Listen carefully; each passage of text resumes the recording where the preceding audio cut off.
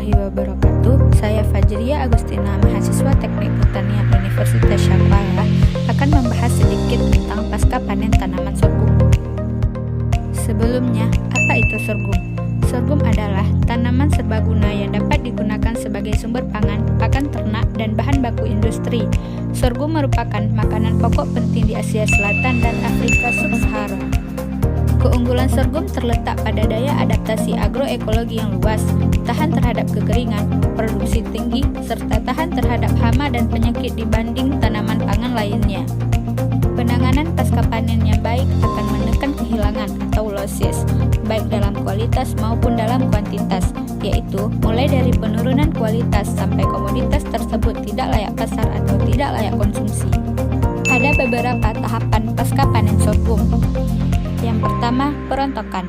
Perontokan secara tradisional dilakukan dengan pemukul kayu dan dikerjakan di atas lantai atau di karung goni.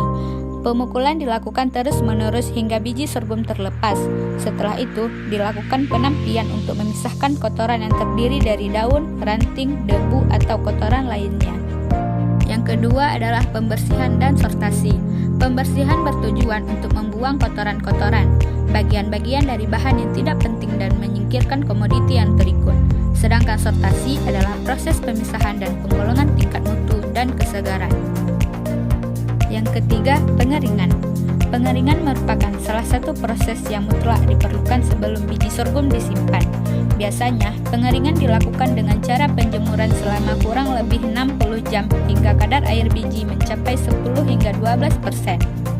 Kriteria untuk mengetahui tingkat kekeringan biji sorghum biasanya dengan cara menggigit bijinya. Apabila bersuara, berarti biji sorghum tersebut telah kering. Yang keempat, penggilingan atau penyesahan.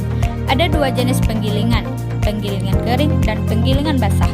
Penggilingan kering dilakukan dengan cara menggunakan batu penggiling bertenaga listrik atau diesel. Produk yang dihasilkan adalah tepung yang partikelnya berbutiran kasar atau sangat halus. Sedangkan penggilingan basah dilakukan dengan cara meletakkan biji-bijian yang sudah direndam di antara dua batu lalu menggilingnya hingga menjadi pasta. Pasta ini dapat langsung digunakan atau difermentasi terlebih dahulu. Yang kelima adalah penyimpanan. Beras sorghum yang telah dimasukkan ke dalam karung goni atau tanpa pengarungan perlu disimpan di dalam gudang yang memenuhi syarat penggudangan. Syarat-syarat penggudangan di antara lain adalah 1. Bebas dari serangan hama dan penyakit. 2. Suhu dan kelembaban terawasi. Yang ketiga, pengendalian udara yang teratur. Yang terakhir adalah pemanfaatan biji sorghum. Untuk membuat nasi sorghum, kulit arinya harus benar-benar bersih. Seandainya tidak dibersihkan, akan mengakibatkan rasa pahit. Berbagai jenis makanan yang dapat dihasilkan antara lain adalah bubur tepung sorghum, dodol sorghum, dan sebagainya. Sorghum juga dapat digunakan untuk membuat tapai, yang rasanya tidak kalah jika dibandingkan dengan tapai yang berbahan dasar ketan hitam atau ketan putih. Sekian penjelasan singkat